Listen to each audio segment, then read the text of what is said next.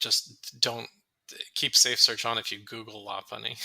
Oh, yeah, no kidding. Well, keep safe search on if you look up what's the Score Bunny evolution. Oh. I mean, they're all furry bait, okay? Like, have you seen Inteleon? He wears a suit. Come on, what do you think they were Pokemon is doing? safe. They knew. They knew. I feel like they have to know at this point, definitely. That's Oh, yeah. Like, that's so sad and so true. I mean, have you seen Incineroar? I'm just gonna leave it at that. That's just They that's know. an extremely good point. They made him ripped. Yeah. Incineroar can get it. I mean, that is what people believe out there in the wide, wide world.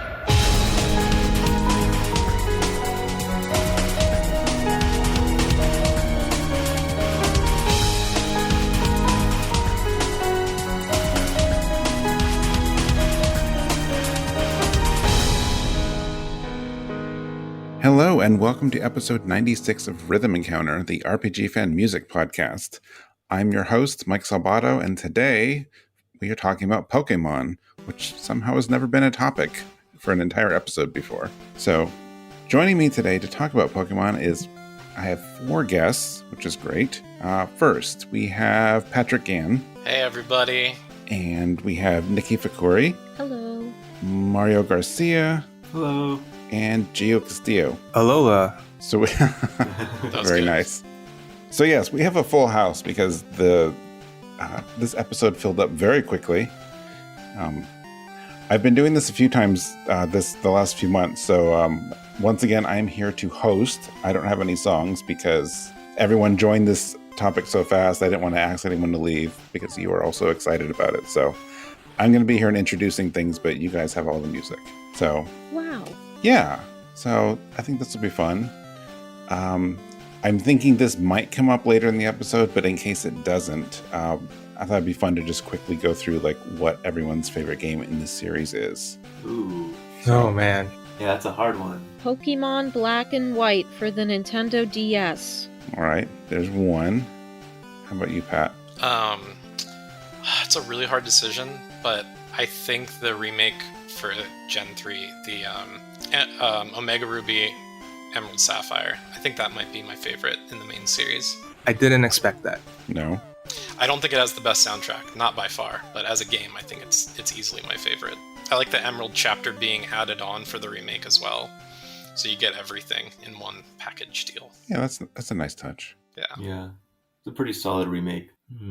I would say, I think Black and White are the best ones, but personal bias and nostalgia being considered, I'd probably say Platinum for me. Ooh, yeah. Okay. I'm a Gen 4 head.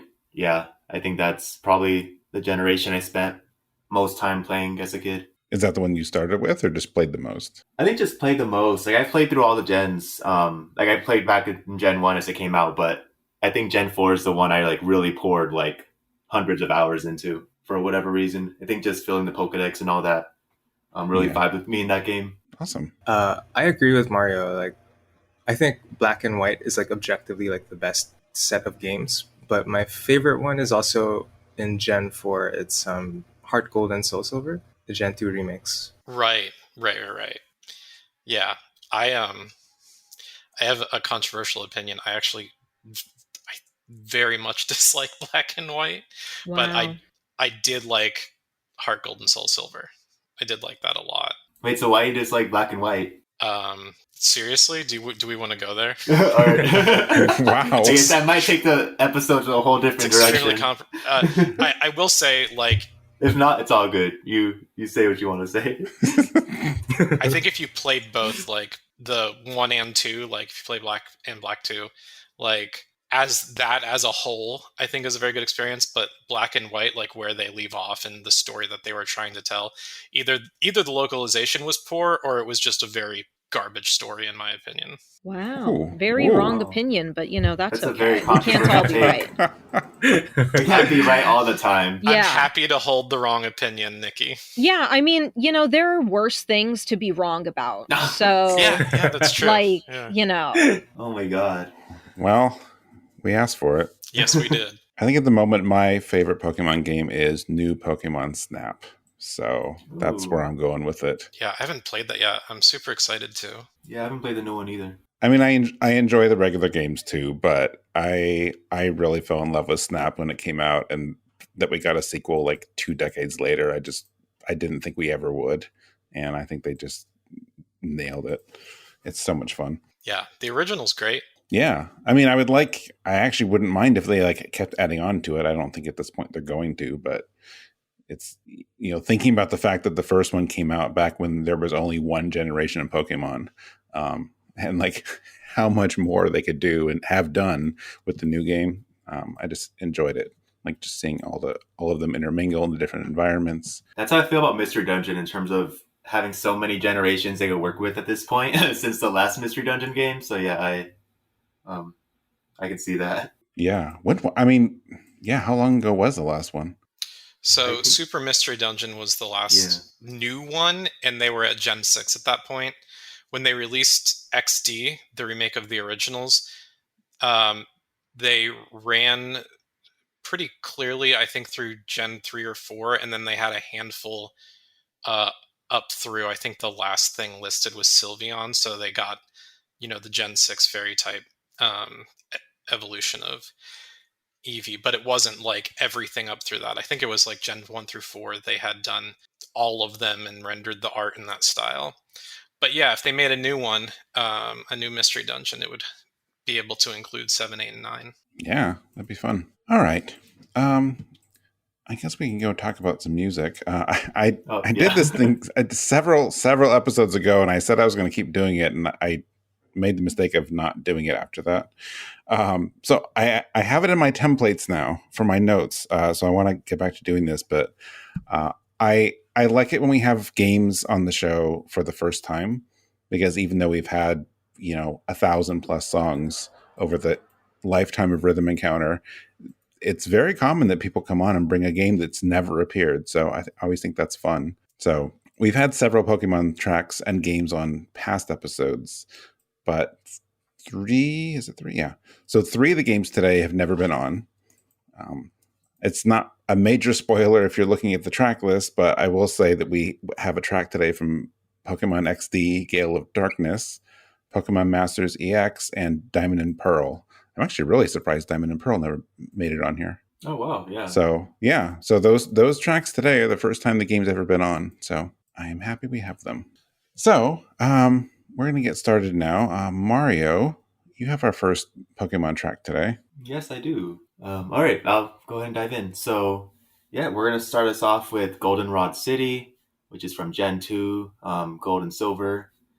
And, yeah, I just brought this song because of it's one of the most nostalgic songs for me, and yeah, it's a very happy, upbeat song, and I hope y'all enjoy it. All right, and after that, Pat, you have your first song today. Yeah, I also went with an upbeat track from a generation much further into the future. I have the song "Lively Lillie" from Pokemon Sun and Moon. How convenient that we had 2 upbeat tracks paired together in this first block. Yeah, that wasn't done intentionally. No, Yeah. It's almost like we planned this stuff.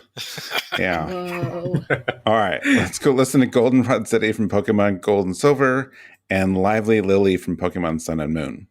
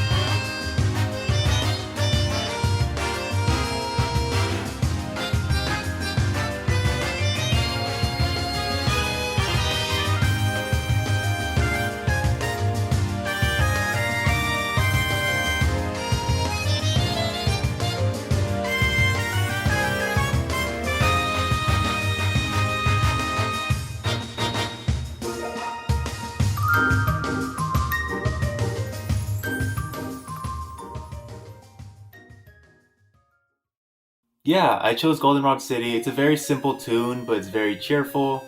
And I thought it'd be great to add some like recognition of like the town music that Pokemon has. Because we're definitely going to be diving in a lot into battle music later on in the episode. But yeah, I thought that this would be a really cool way to balance out sort of the town themes of Pokemon as well. And also, it's just so nostalgic for me.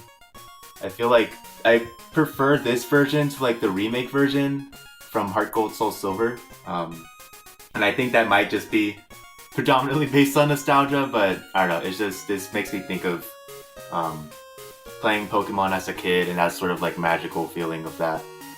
But yeah, it's very upbeat, very classic, makes me think of Gen 2 instantaneously. Yeah. Regarding the remakes, you know, I think when you try to upgrade a chiptune from like Game Boy or Nintendo up a generation, especially on Game Boy Advance or DS, it's a really hard translation, and I found like, especially for like comparing Gold and Silver to Heart Gold Soul Silver, I often find myself preferring the original Game Boy music. Also, regarding this pick, I think Goldenrod City, among the various town themes in Gold and Silver, I think it might not be the most like popular or famous one, but for me it's the most memorable one. It has, yeah, the nostalgic weight that it carries is really strong, and I only played this game in the last year, so like for the first time. But I still feel it, you know? Yeah, no, for sure. It just has that like in the song as well, on top of like the nostalgia factor of like me playing it as a kid. It also just sounds like a nostalgic song. It has that sort of whimsical nature to it. Yeah, no doubt. I associate it with like dying to the milk tank. Yeah, Whitney's Yes. milk tank. Yeah, Yeah. also hatching eggs, like running up and down just to hatch that first egg. Yeah, True. I like how the original has that like on beat tempo, which to me kind of like matches that desaturated tile set. Like classic Pokemon Sugimori art was all that really desaturated watercolor, and as the series goes on, it becomes more saturated. Not only Sugimori's art, but all the new artists they've brought on, and like the graphics of the games also kind of reflect that. And I feel like when I think about the Heart Gold Soul Silver, Goldenrod City being offbeat, it kind of gives me that sense of like, well, it's more saturated now. It's literally more lively. You also have the running shoes, so you can literally hop, skip, and jump around. Whereas like the original Goldenrod City, it almost feels like you walk in time to the beat because it's on beat, and I think it's I think it's fascinating. It's interesting to me. Ooh. Yeah, that's a interesting. really good insight. It is. It would change your perspective. Maybe that's why you guys didn't feel so strongly about the remake. Right. In some ways. Yeah, I think contextually, when you think about the Heart Gold Soul Silver version, it matches what they were doing in the remake better. But yeah, there was a reason why they changed it up the way they did. Gosh darn, Niki, you're so smart. Oh, thanks. I appreciate it. Oh, the other thing too, though, that I like, I will give points to the remake Goldenrod City, is that the bike theme is still essentially the same and on beat, so you basically get both. Whereas in the originals, the bike theme is essentially just a sped up version, still on beat. So there is some value here. Even if, I mean, like, Gen 2 Crystal version was my first video game I ever played, so it's also very nostalgic for me, but there's some merit to the remake version. Yeah, like Patrick was saying, it very much does like fit into what the remakes were doing more, but yeah, no, definitely, I see that. Yeah. All right. I think we're ready to move on. Pat. You know, Lillie is, in my opinion, you know, when you play these games, there's this hard question from a story perspective to ask yourself, right? Are you the player, the protagonist? Like, are you like the actual central character of the story, or is that character you follow around all the time, the actual central character of the story. And I feel like for Sun and Moon, like for me, Lillie is my hero, for a lot of reasons. Lillie's theme actually appears 3 times on the Sun and Moon soundtrack, which I actually finished drafting a review for, and will come out sometime before or after this podcast, as we see fit. But I've been studying the soundtrack, and I love that Lillie's theme has a standard version, this upbeat, lively version, and I think near the end there's like a more subdued, sorrowful version. And, you know, Lillie as a character undergoes a bit of a transformation herself. First kind of just being something of a wanderer who also has some position of privilege that she didn't ask for, but seems very averse to becoming a Pokemon trainer. But it does not stay that way for her. And I just love her and Nebi so much. And I think the lively version of her theme, where she's feeling upbeat, she's traveling the islands of Alola, feeling good. God, I just love the whole Sun and Moon soundtrack. But Lillie as a character theme, you know, often when you think of character themes with these games, you think of a character you're about to battle, so they'll have a character theme and then the versus theme. And it's not that case for Lillie. It's just like a good character theme, which I think this franchise doesn't have enough of, partially because there's not reason to write music like that. And so, I don't know. She just makes me happy. That's so true. I can't think of any like other character that has like their own like motif aside from like Looker. So Lillie's like kind of unique in that way. So, and yeah, this theme, this version of her theme is really, really, really good, I think. Like, I need to compare it with like the original version of Lillie's theme, but like, it brings back memories of like seeing Lillie like kind of open up and blossom into like away from her mom and stuff. And yeah, it's nice. It's just really, really good. Yeah, it suggests growth. It kind of makes me think of like the iconic moment where like Garnet cuts her hair in FF9.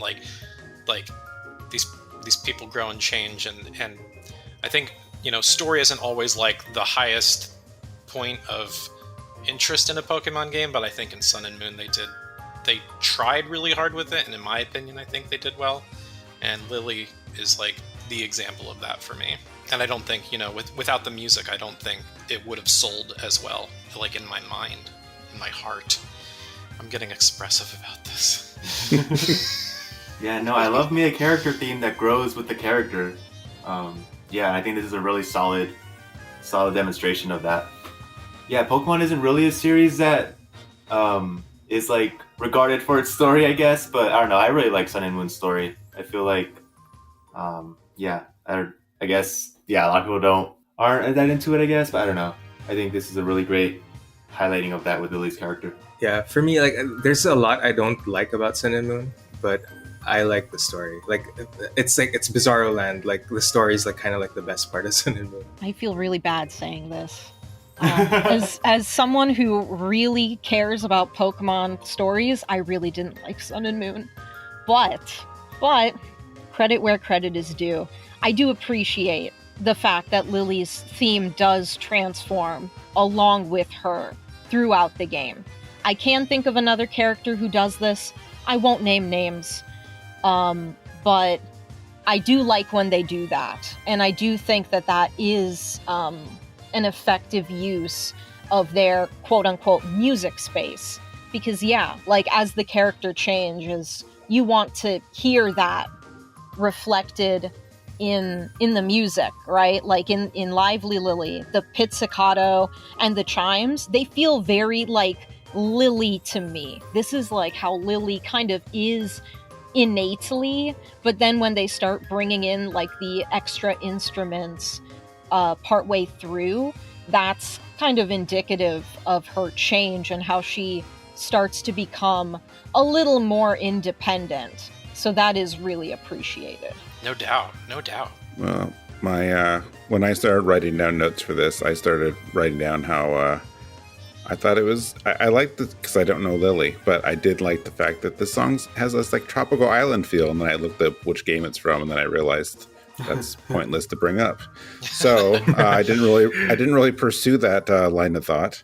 But that's just the cohesion in like the entire game soundtrack. They don't miss that very often. They try to keep that vibe throughout a lot of the soundtrack. Yeah, I mean that's great then, because I mean I got that sense. Even though I haven't played Sun and Moon, it definitely has that, beachy tropical feeling to it. So, which obviously it doesn't tell me about the character, but that's okay because you guys covered that part. So, all right. Well, we're off to a good start here. Speaking of Sun, Mario, what's our next track? Ooh, all right. So we're getting into our feelings now. So next track is "In the Morning Sun" from Pokemon Mystery Dungeon Explorers of Sky, and this song, if you know, you know, kind of thing. But I hope y'all enjoy it. All right, and after that, we have Gio's first song. Yeah, this one is Phenac City from Pokemon XD, Gale of Darkness. It's a little different from Pokemon Colosseum, so see if you can spot the difference. Ooh, a challenge. All right. Yes. Yes, I love it. All right. Let's go listen to In the Morning Sun from Pokemon Mystery Dungeon Explorers of Sky and Phenac City from Pokemon XD Gale of Darkness.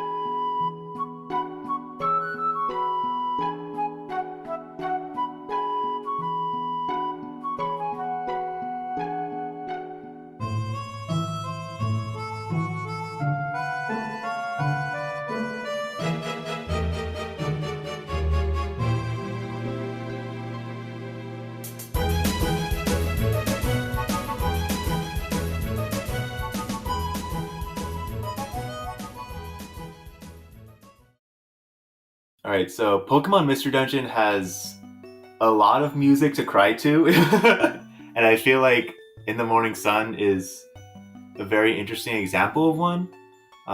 Like the Lillie song we just listened to earlier as well, this is very much a song that goes with what the story's telling in the particular scene that it plays in. And it plays towards the end, towards one of the last special episodes, which is like the extra additional side content that Pokemon Explorers of Sky came with.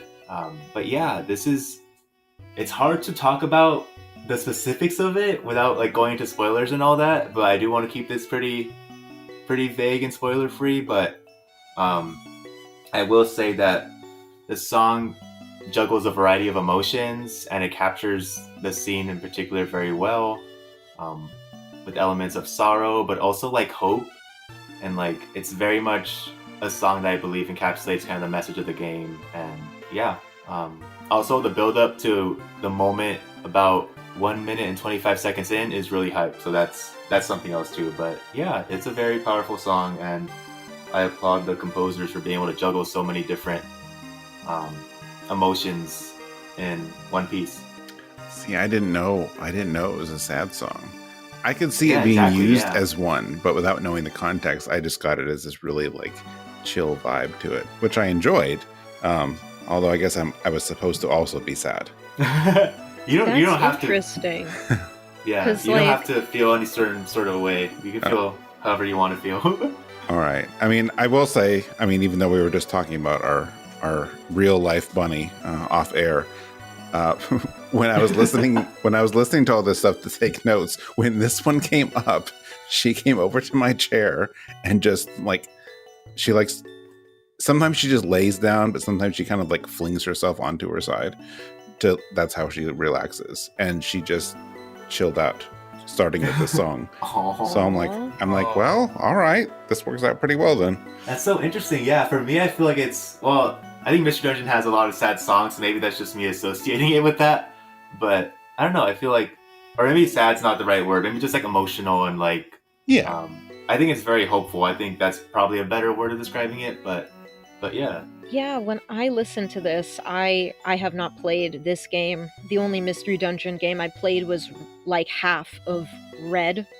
But my thoughts were like, this sounds about as sad as everyone tells me this game is.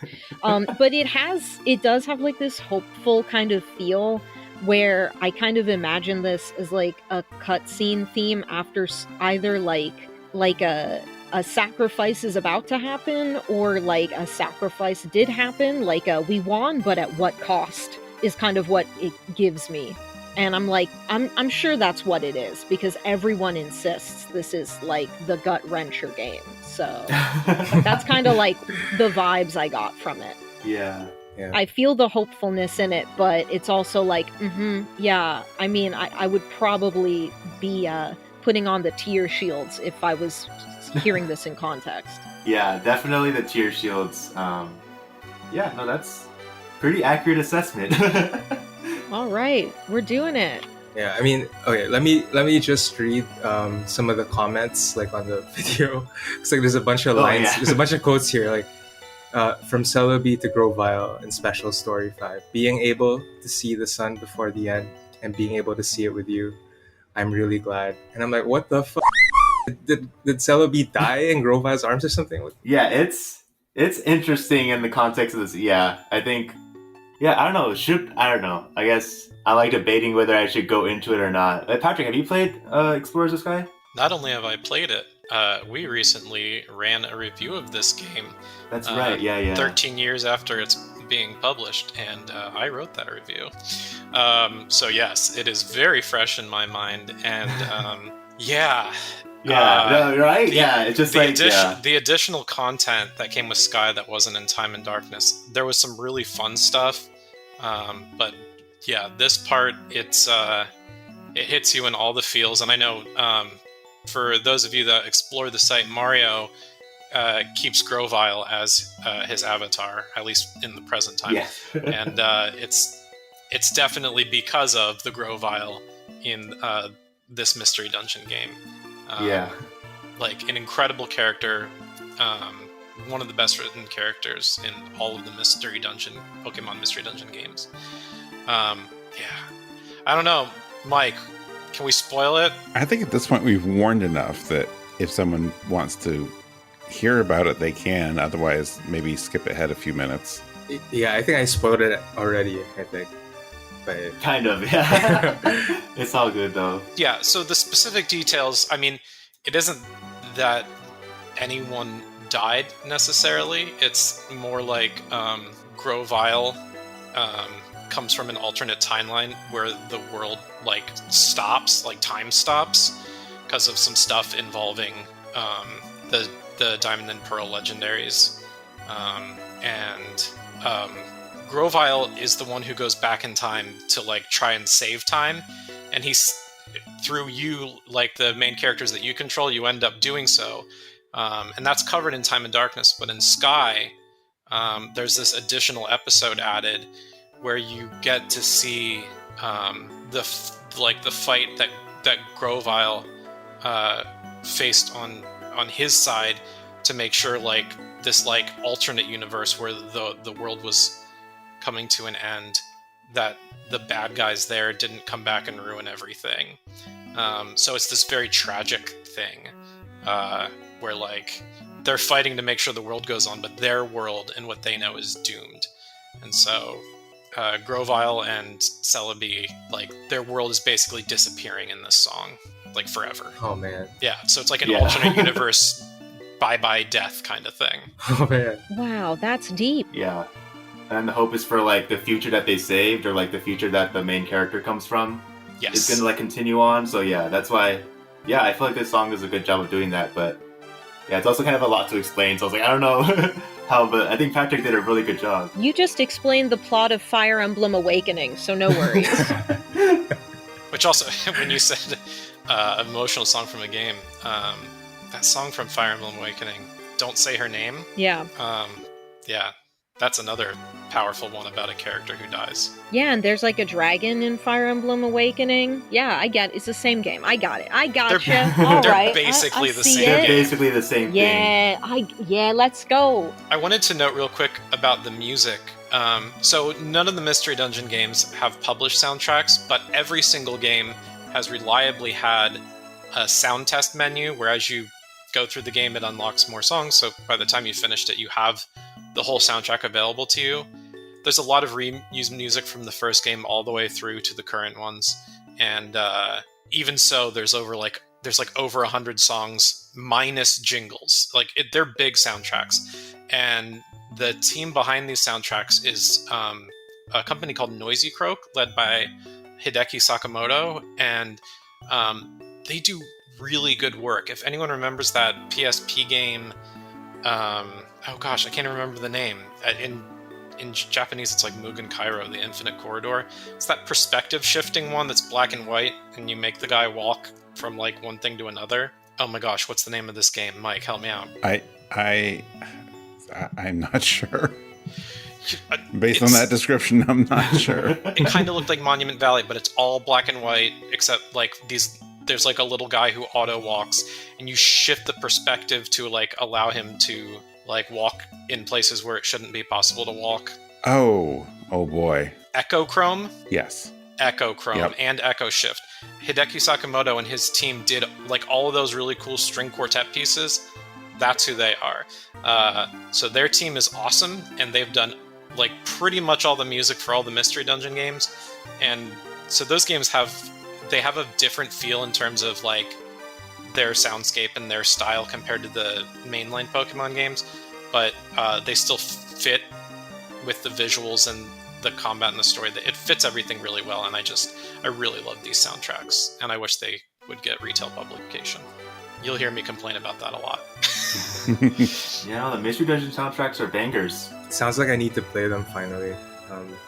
I've only ever played like the Sharon the Wanderer games, and yeah, I need to branch out. Yeah, the Pokemon games are a lot more accessible. They're like less punishing and have better, like objectively better storylines. Like they're very interesting, and I love Sharon the Wanderer, so keep that in mind. Wow, you know what else is interesting? Phenac City. Cool That's transition. I like Cool it. transition. There That's a you good go. transition. Yeah. Gio, tell us about Phenac City. Yeah, so I mean, listeners, did you spot the difference? It's just like, so I mean, aside from like they kind of like remastered the track, kind of, they also added like a small interval so that like, oh, you were expecting a loop, like no, they do something else. Like it's like a because like the song is like it transitions from like this glittery string, string section to like a, I don't know, a cowboy western dance thing. Or actually, it kind of reminds me of like "Come On Eileen," like the song, for some reason. So, Oh no, I can hear it now that you're saying it. Yeah, I can hear that too. yeah, and I think what Tsukasa Tawada did like was he he knew that people weren't gonna expect like something new to the song, and like so he added like a little bit, and it's nice. Like it keeps it fresh, like when you listen to it. And yeah, this is actually just one of my favorite songs for Pokemon XD, like in general. It's I don't think like because like a lot of songs in Pokemon kind of are just like that one thing. Like they're kind of monotonous in a way, not in a bad way, but like this one, like there's more to it. Like it evolves, and that's why I like it so much. Yeah, I see what you did there. Yeah. I get it, because Pokemon evolve. Yeah. Thank you. Oh, I love Awesome. this. I love this. I love this track. This is a good track. Even in the original, I love how it goes from those like calm but kind of like clean sounding strings into the harmonica, because that's what Ore is all about, right?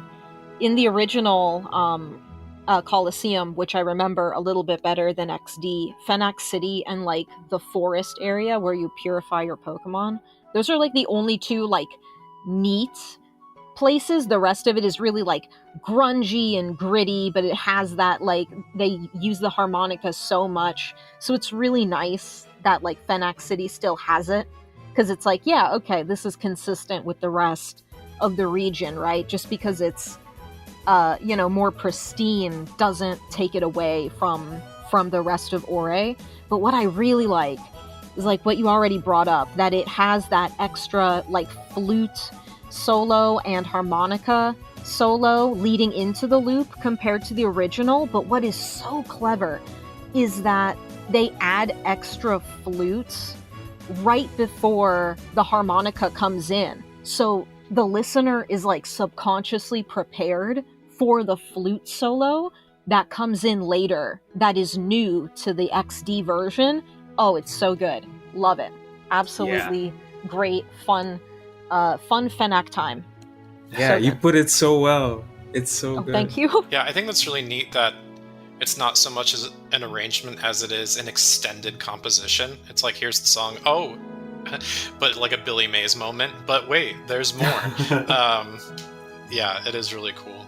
I also think we should know, I mean, not everyone who's listening may be familiar with like the different regions in all the Pokemon games, but the Ore region, which is not part of like any of the main series games, but was specific to Coliseum and XD.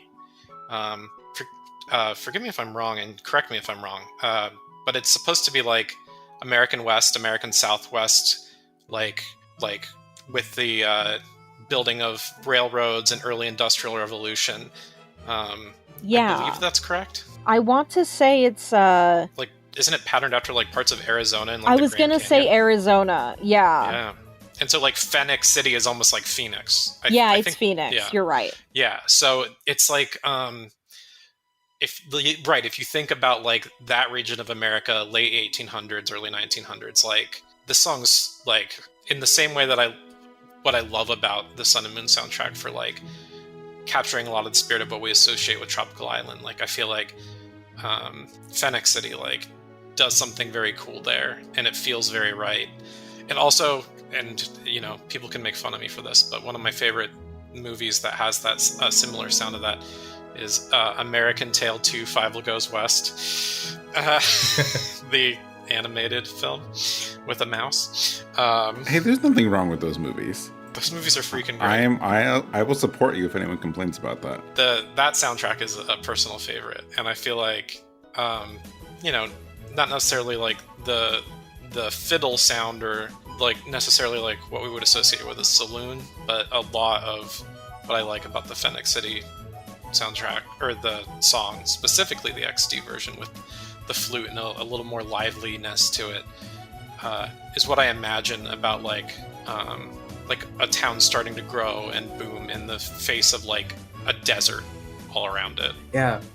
I was kind of like thinking whether to pick this song or like another song, or Realgum Tower from Pokemon. Yeah, Yes. from both songs. And I love that song too. It's incredible. And I like it because of like the context that it plays. Like in Colosseum, it's actually like the final dungeon of the game, if I remember it, and it's so cheerful and it's so good that it's like that. Yeah. I'm gonna be real with you.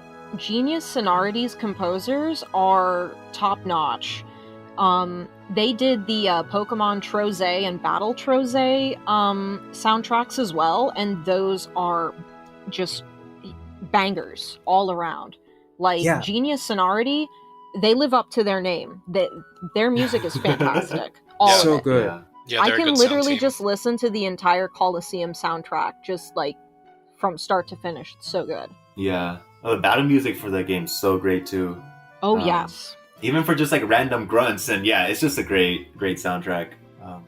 Yeah. One more thing I wanted to say about Phenac City real quick is that I didn't even realize that extended part of the song wasn't like in Colosseum in terms of like my memory. Like the fact that like that's the version of Phenac City that I remember. It's like, oh, that's what Phenac City sounds like. I just retroactively assumed that was in Colosseum as well, but after having played both games, so that's funny.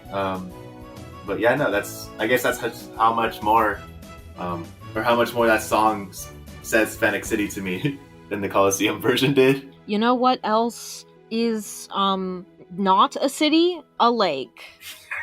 True.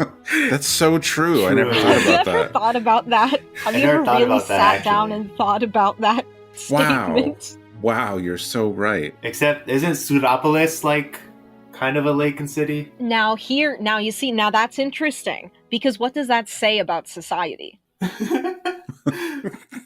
Once again.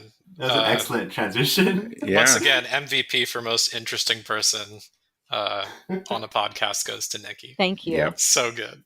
Well, since we talked about Oris, we can talk about Oris Wallace later. But for now, Oh my we're going God. to maybe take it a step forward and back, and we're going to talk about Gen 4 instead. Well, we gotta take a break for the listeners to hear it. So we are going to be hearing the lake theme from Pokemon Diamond and Pearl, and that's a song that I picked for this episode. And then Niki, you picked one. That's right. It has nothing... Well, actually, if you think about it, it kind of has to do with a lake, because an ocean is basically a big lake. And the island of Pasio is an island in the middle of an ocean, a big lake. And who created Pasio? Lear. So we're going to be listening to Battle Lear from Pokemon Masters EX, once known as Pokemon Masters. And yeah, lakes, people, society. Pokemon, let's go home and sleep. I think in a future episode, Niki, I'm actually not going to set any logical order to the tracks. I'm just going to throw all 6 or 8 together and then see how you can connect them. Oh, perfect. Oh, I like that idea. I wasn't I'll sure do how it. these two connected. I didn't think they would, but you made it work. Yay. I'm All right. glad. Let's go listen to Lake from Pokemon Diamond and Pearl and Battle Lear from Pokemon Masters EX.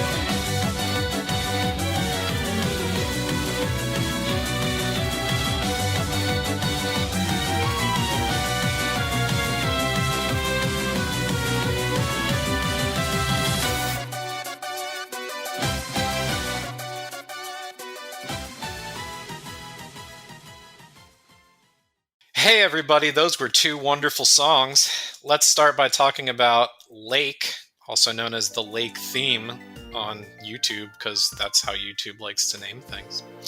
This is from Pokémon Diamond and Pearl. You can hear an upgraded version of it on Pokémon Brilliant Diamond and Shining Pearl. But this is the original version from the DS that we were listening to, composed by Go Ichinose, who has been the lead composer for most Pokemon games since Gen 3 or 4, I think. And the Lake theme is awesome for two reasons. One is that it has one of the most chill vibe anti-melodies ever. Like that, just that descending doo-doo-doo-doo-doo-doo-doo-doo. It's not really a melody. It's more like a decorative effect. And it's awesome. But the second thing is Lake Theme does a fun little thing called metric modulation, which is where you change from one time signature to another, but you don't change the tempo, you don't change the beat. But so it's just like you were counting in 6, and then all of a sudden you start counting in 8, but you never change what that pulse is. And so the A to the B part of this song does that. And if you want to understand that better, a couple months ago, we actually had the pleasure of interviewing a guy who goes by the name 8-Bit, and he runs a YouTube channel called 8-Bit Music Theory. He has an entire episode on what metric modulation is and focuses exclusively on this Lake theme song from Pokemon Diamond and Pearl. So you'll find that link to that video in the show notes. Highly recommend everyone watch it. You'll learn a ton about music theory, and you'll listen to one of my favorite songs from this entire franchise. It is a very cool song. Cool because it sounds like winter. Like Sinnoh. Nice. Yay, Hokkaido. Yeah. I also feel like the upbeat segment that leads into the loop is also like very Sinnoh. Like there are a lot of Diamond, Pearl, Platinum tracks that do that kind of thing, and it's a very nice like indicator. Like, oh, I know where we are. I don't need a map to know.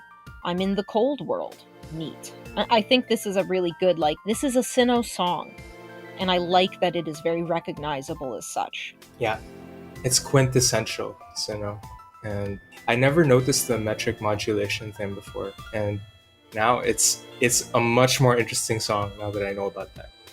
Incredible. Yeah, once you notice it and like it's been pointed out to you that it's there, you'll never like unnotice it, and it's great. It makes you love the song that much more. Yeah, it's just a beautiful theme. I feel like, yeah, Lake Theme's definitely up there for me as well in terms of one of my favorite songs from the franchise. And yeah, like hearing it in, or like hearing kind of the rendition of it or parts of it in Legends Arceus recently just got me nostalgic for Gen 4 again. But yeah, no, this is a really great song. I feel like I know the song, but I don't know why. Because It's that good. Did you play Legends? Yeah, but not a whole lot yet. It's just weird because I don't know if maybe I just heard it in some other playlist, but it came up and I'm like, oh, I know this, but I don't know why I know it. It's just, I guess it's just that catchy, and it just got stuck in my head that immediate. Maybe I just think I know it from somewhere. I mean, if you are familiar with any other like Sinnoh location tracks, it could be like catching those similarities. Maybe so, yeah. Because the Sinnoh music is very, very cohesive Okay. in that way. Yeah, I agree. Especially when it in the B section where it cuts to the straight 4 instead of the 6/8. That very much feels like a lot of the other routes and town themes. Like it's very built for it. Yeah, it really like reminds me of those like northern like all white, all snow blizzard routes. Mm-hmm. Yeah. Yes, absolutely. A very cool song. Hey, you know what's even cooler, Nikki? What? Cool songs from Pokemon Masters EX. Oh my god, that's true. Wow. Have you heard of Lear? He's a cool guy. He's the owner and king and creator of Pasio. And his battle theme from Pokemon Masters EX, once known as Pokemon Masters, is one of the original compositions for the game. In a game that is predominantly remasters, remixes, arrangements, The Battle Lear theme is a completely new song for a completely new character, and I love it. It's got lots of fun brass that really captures his attitude, but I love how it transitions into this violin solo, which is it has like this regal feel to it, which also fits his character, but it feels a smidge more humble than the brass does. I really love it. Pokemon Masters really has a fantastic story. The way it handles the main series characters and its original characters is so good. King Lear has a really great character arc, and it just this song really, I feel, captures all the facets of his character. Of like, well, he's a bit stuck up, but he really wants things to be as good as they can for everyone else's sake, not just his own. And it's just a great battle song to jam out to on top of all of that. And it's really great that we can get a fantastic original song piece out of Masters, not just fantastic arrangements. Yeah, I think this is a really important point that, you know, a lot of these gacha games that take an entire franchise and push everything together, your soundtracks are going to primarily be direct lifts or remasters and arranges from all the other different games. But then they tend to insert whatever that game's original characters and original plot is, and have a couple of original musical themes. And I think it's really important from a development standpoint that those original themes really stick the landing, not just in terms of catching the listener and like making them like it, but also fitting again sort of the soundscape of the franchise. So in the case of Pokemon, you know, the battle themes in Pokemon have always been very fascinating to me, and I think what I like most about King Lear's battle theme is the B section, like you said, the violin part. It really stands out as something like a little different, a little like I'm not used to hearing this with most Pokemon battle themes. But the whole song, from like a harmonic chord progression kind of structural approach, feels very much like a Pokemon battle theme. So you get this layer that you wouldn't expect that feels really good, and I imagine matches the character well. But then the rest of the song, it's like, okay, I'm still definitely jamming out to a Pokemon battle theme, even though there's something cool and different going on. And the only other thing I want to say is interesting choice that they named him King Lear. I imagine he's somewhat more likable and less debaucherous and garbage than the Shakespeare King Lear. Yeah, a little bit, yeah. Just a little bit. A little more admirable. No, he's really great, though. No, I great, really then a love lot him. more admirable. No, he's fantastic. I loved him from the beginning. Wow. I mean, like, he started off pretty obviously like a nasty kind of rival character, but you knew he had the potential to better himself, and he does, and it's so fantastic when it finally happens, and it's like, wow, love it. Love this for you, my man. Wow. Yeah. For me, all I want to say is like the B section kind of gave me Xenoblade vibes. For some reason, it sounds like a Xenoblade song. I forget which one. Yes, I agree with you. Yeah. That fits. It's the one that goes, da, na, na, na, na, na, na. I think it's from Xenoblade 2. Yeah. It sounds very similar, and I love that feeling. I love the feeling it gives me. It's very epic, for lack of a better term. I had the sense that it reminded me of something, but I couldn't pinpoint what it was. I just knew it was something that it wasn't a sound I normally associate with Pokemon, which I thought was pretty interesting. I enjoyed it. It has some like lighter and upbeat stuff that I would expect or in some other Pokemon battle themes, but I liked that it also went somewhere else that I wasn't ready for. So it was pretty fun. Yeah, the song slaps. Yeah. That's all we really had to say. Yeah. Well, you know what else slaps? This one character's theme, who also has a fantastic arrangement in Masters, but we're gonna talk about the original battle theme of this character. Our good friend, the girl who knows the hearts of dragons, Iris. Yes. Wow. Who's bringing that song to this episode? Whomstov. Me. It's me. It's me. Yeah. It's Yustov. It's Battle Champion Iris, the final boss of Pokemon Black and White 2. And it's a banger. Do we have any more music from the Unova region coming up after that song? Oh my god! What if I told you there was an all-new Pokemon Masters EX arrangement for a decisive battle with kind of the final boss of Pokemon Black and White, that being N? Except maybe this arrangement isn't quite what you expect? Oh my god. Wow. Are you going to subvert my I'm expectations? going to scream. You probably are. Never heard of this N guy. He's this guy. We'll talk about him after our wonderful listeners get a chance to listen and say, wow, what a song. That's so cool. Yeah. Yeah. Enjoy. Gen 5 music hits different. All right, let's go listen to Battle Champion Iris and Decisive Battle N.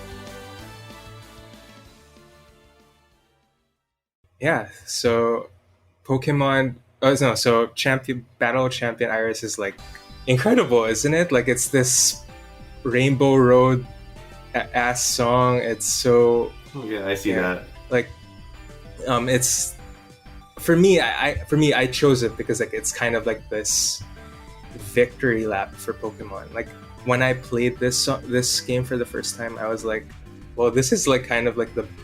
It stood out to me as like kind of like the best champion theme that I'd heard up to that point. Even better than Cynthia's theme, which is the one everyone likes, or Steven's theme. I just really like this one, and it's because there's so much going on. It's never like staying in one place. Like it's joyous. It's aggressive. It feels like a summary of everything that Pokemon is about, and yeah, that's why I love it. I hate to say it, but I agree with you. I think this is the best champion theme, either of all or at least of the time. Like, I think it eclipsed, get it? Because, anyway, it eclipsed all the ones that came before it. It's so great because in the prequel games, the champion does this interesting thing called lose, and you have to fight Alder in the post game. So his theme sounds kind of like you described, like a victory lap, right? This isn't the biggest threat you're gonna face, but it's still like a worthy final boss. And I love how Iris picks up from there, right? It feels like she's following in Alder's footsteps. She wasn't the person you were aiming to beat this whole time. You were worried about Colress, you were worried about Ghetsis, but now that's over. But dang, Iris is still that worthwhile final battle for you. And it's so good. It's so indicative of you beat up the bad guys. Here, you've really earned your right to face the champion. Here you go. Have fun. Have at it. Get out the pinata whackers and go for it. It's so good. Oh my god. Yes, the catharsis is incredible. She's pretty tough too. Like it's not a cakewalk. It's I remember her Hydreigon beating the shit out of me. Yeah. So yeah. Oh, I love that too, because if you think about it, right? Hydreigon is Ghetsis' ace, and Ghetsis uses it as like an indicative of evil, right? It's this destructive Pokemon that all it knows how to do is eat and destroy, and it has the 6 wings like the demonic number 6, but Iris takes that and turns it into something more pure and better, right? It's not destructive anymore, because she is, helping hone its power for the sake of good and for the sake of working together with Pokemon rather than using them as tools. Oh, it's so good. Wow. Oh my god. Oh, hell yeah. That is good. Let's that made go. Me happy. Oh my god. I think, who was it that said the words joyous and aggressive? That was me. Yeah. That, I'm on board with those words for this song. That is very fitting, I think. This notion that like you said, Nikki, like the prize for clearing through all this awfulness is the chance to battle someone who's just awesome and fun and good at being a Pokemon trainer. And Iris as a character is also very lovable, in my opinion. So the music fits it very well. I will say, I said up front, from a game perspective, I wasn't always big on Gen 5, but musically, Black and White and the Black 2 White 2 soundtrack, which, there's huge variance. Both of those soundtracks are worth owning for those of you collectors out there. But yeah, you're only going to find Battle Champion Iris on Black 2 White 2. So, super great final battle song. Yeah, that's another great thing too, is that there are a lot of new tracks for Black 2 and White 2. They make new tracks whenever possible, and I love that. Yeah, tons of good content. The Colress theme, dude, it's crazy. It's Colress so theme was what a crazy. cool guy. Yeah. Wow, amazing. Big cry. Oh my god, did you ever think about how, like, in Black and White, the puppet leader of Team Plasma is like a king, right? Like, old, medieval kind of thing, and then in Black 2 and White 2, it's a scientist, and how Black and White have the whole, like, old versus new going on, like Opelucid City is really advanced in Black, and then like really, really old and like classic in White. Oh my god, it's so good. I'm gonna cry. God. It's fine, don't worry about it. Wow. And Black and White Gen 5 kind of is the same thing for the franchise, right? Like it's like the end of this era of Pokemon, the 2D era. And everything after that, it's like 3D, and it's different. It's modern, and yeah, it's like they knew. It's a big transitional period. Oh my god, so good. When you stopped talking for a second there, I was like, did Niki's head just explode? Oh my god. Did you know that like Alder being like kind of old and then passing on the baton to Iris the youth is, also one of those kinds of... Anyways, don't worry about it. It's great. Someone else talk. Well, actually, I think it might still need to be you who's talking if we're ready to move on to the next song, because you're the one who picked this fantastic piece. Oh my god, are we ready to move on to the next song? It's end time. I think it's end time. Oh my god. So, Pokemon Masters EX is this really great game. Maybe y'all have heard of it. So, they've been doing, in addition to these fantastic arrangements, they've been doing these decisive battle versions where they will further arrange a theme based off of the newest villain part in the story. So, Steven got a second theme, Cynthia got a second theme, and there's this one guy named N. Oh my god, so we're going to talk about Decisive Battle N. You're going to say, oh, it's the N battle theme, right? Wrong. That was the original Battle N. This is so amazing.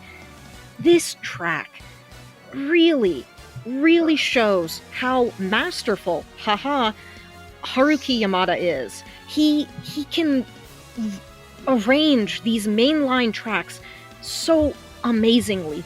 This isn't a battle theme. This is the location theme. This is N's castle. This is where you're supposed to be walking around. And he turned it into a full-blown kerfuffle. I mean, this is a really intense battle theme based off of a location. And that's already insane. But what's even more amazing is that at around 35 seconds comes in that one piece of N's battle theme with the choir, which matches the choir of the castle. And it goes to show how much cohesion, not only narratively, that end segment of Black and White had, but cohesive in terms of its music. And Yamada he latched onto it. He said, yes, this is perfect. I'm gonna, combine these two things. And then after that, starting at around 51 seconds, it's still the castle theme. It's kind of like the chordal progression kind of drawn out, but it gives you those onward to our own futures vibes. It almost sounds like the ending theme. And again, it just goes to show that whole entire end leg of the game is just so masterfully executed, not only in terms of the story, but in terms of the music that they use. And Yamada is able to take all of that. He can hone in on all of it and just make this masterpiece of a song. I can't imagine how it's easy in any way to take a song that is normally really kind of slow, and you're just supposed to be like taking in the surroundings of N's castle, and it's almost kind of calm despite the fact that like, oh my god, everything is like going to hell right now. But he turned it into this amazing battle theme, and it's so amazing. Wow. Perfect. A million out of 10. Would cry again. I don't know if any of us can add to that. That was like the perfect explanation of what's going on. I will say this though. There's sort of a chicken and egg here about what's great about this track, because you're speaking to the cohesion of the essentially the final dungeon music, right? The castle, and then also like the ending, the end credits, and like all of that space, that end game space from Black and White, and then using that as inspiration to craft this song. I would argue that the more impressive thing is that Yamada took those songs, which have a lot of very different musical elements, and worked it into a battle theme that is also kind of a medley. To me, that's the most impressive thing about the song. Not that the source material is bad. Of course, the source material is awesome. Yeah, he knows what to look for, and he goes for it. I think the 35-second mark with the choir is probably that's the big moment for me. Like when I heard that, I was like, okay, yeah, that's genius. Like that works. That was exactly. Really smart. Yeah, absolutely. I feel that. Originally, I picked the subway boss theme, battle theme from Masters for a similar reason. It took Alder's battle theme, which is also their battle theme, but included it just as a little twinkle within the battle subway and gear station. And it's like, you literally took a non-battle theme and turned it into a battle theme. Genius. Perfect. Amazing. Wow. Yeah, that kind of talent of doing that sort of hidden layering of other themes is one of my favorite aspects of arranging. People who do that and do it well, I have a lot of respect for, because I don't think I could do it. It's so cool because, when they added N the first time, they did an arrangement of his battle theme, and of course they used Prisoner to a Formula, his character theme, interspersed in there, which was brilliant. And then when I see like, oh, they're doing a decisive battle N, how do you take that even further? You just do something completely different. Wow. You figured it out. Amazing. Wow. Yeah, this is making me really want to try Pokemon Masters EX. Let's go. I think the name of this podcast episode needs to be our advertisement for Pokemon Masters EX. Yes, exactly. This ad is selling. It is selling very well. Pokemon, let's go home and download Pokemon Masters EX before we go to sleep. Ultra soon. Ultra soon. I feel like at this point we should probably specify that DNA and Nintendo and the Pokemon Company are actually not sponsoring this podcast. Although I would love it if they wanted to, but they actually are not. DNA, please. Please. Sponsor Niki as a human. Please. Right. I'll talk about all your amazing music. No doubt. Wait, No Doubt has music in Pokemon Masters EX? That would be weird. That would be quite the crossover. Well, I had a little bit to say about this one, but probably not as much or as in-depth as anyone else. But I do like how intensely dramatic it is, because I was sure it was a battle theme, but I definitely, it made me sort of think of Castlevania.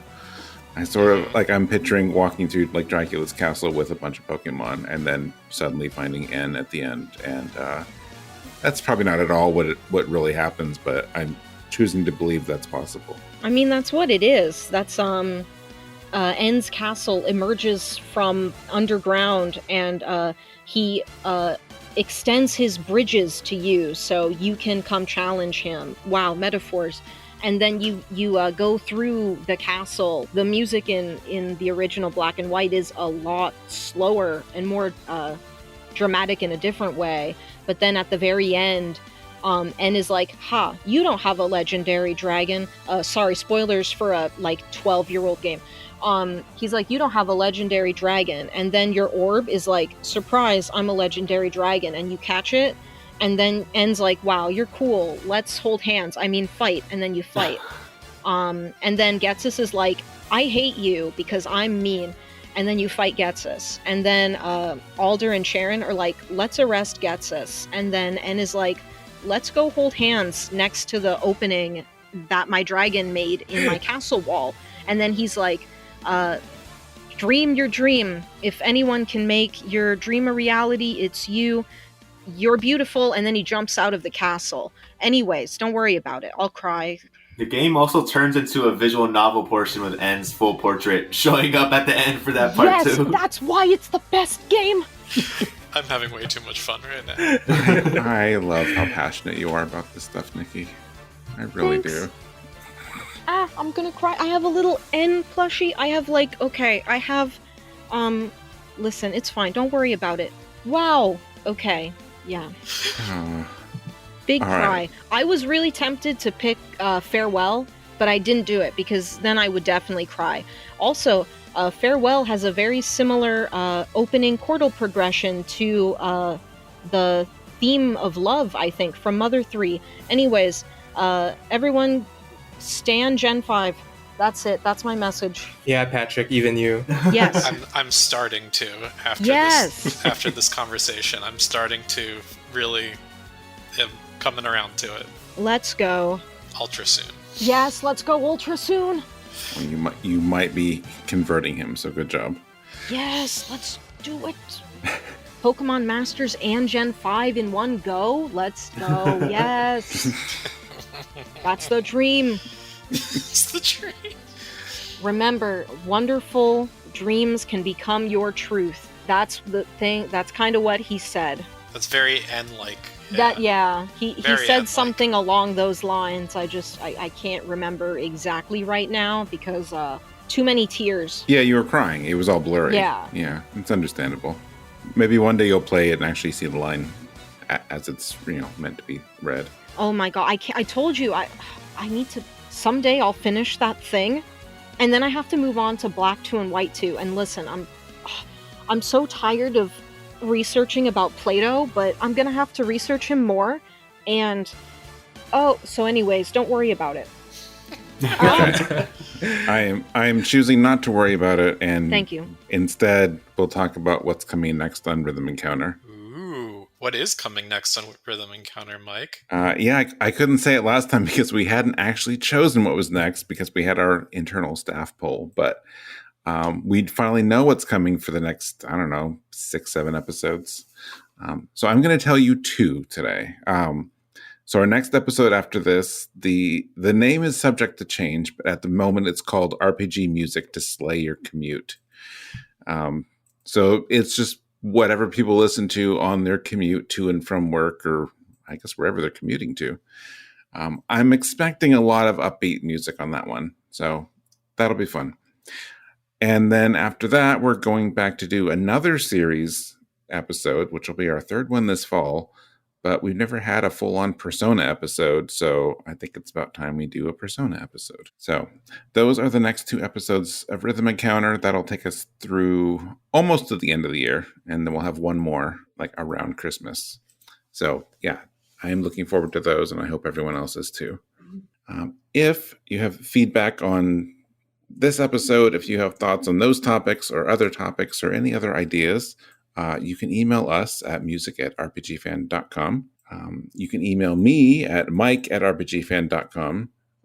For example, if you're, the developers of Pokemon Masters EX and would like to advertise on our site, that's how you can reach me.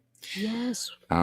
What is the best way for people to reach you, Nikki? I'm on the Twitter at otome_Niki. That's Niki. Only 1 K. 2 Ks would be a diary, and that's just not me. All right. And how about you, Pat? I'm also primarily found on the Twitters. My name is Gameodactyl. That's the word game, the letter O, and dactyl. All right. And Mario?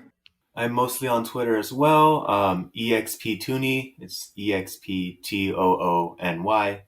And I'm also on the RPG Fan social medias as well. So that's Twitter, Facebook, and Instagram. All right. And how about you, Gio? I'm also on Twitter. I'm 10bstar, TENBI star. All right. Okay, so along with Rhythm Encounter, we also would encourage you to check out RPG Fan's other podcasts. Every Monday or every other Monday with Rhythm Encounter, we have Random Encounter, which is our general RPG podcast. We also talk about new news and reviews and features on RPG Fan. So that's a good way to keep up with what we're talking about there. And then every Thursday is Retro Encounter, which sometimes focuses on older games. There's a game journal every month where people play through an old game and talk about it. And then there's some other bonus and interesting stuff in between. There'll be another episode up when this airs, but as we record, we just posted episode 350 of Retro Encounter, which is a pretty big milestone. Yay. I recommend listening to the show in general, but that episode in particular was a lot of fun to do, so I definitely suggest you listen to that one. If you like this show, we would love it if you could review or subscribe or however else you can show support on Apple Podcasts, Google Podcasts, wherever it is you listen. That would mean a lot. And now we're at the end, and Niki has a bonus track today that actually no one here knows except Niki and me. So this is going to be fun. So what are we closing out today with? Well, you know how Gen 5 Best Gen and Gen 5 music hits different? We are about to go way too hard for what this is supposed to be. Who has heard of the best game of all time? Learn with Pokemon Typing Adventure. Everybody, it's the best game. Best-selling game. Yes, the absolute pinnacle of humanity right there. This music, the music is composed by Azusa Chiba, Masaharu Iwata, and Kimihiro Abe. And this music goes hard. This is like you're typing for your life here. We are listening to Emolga's Tall Forest.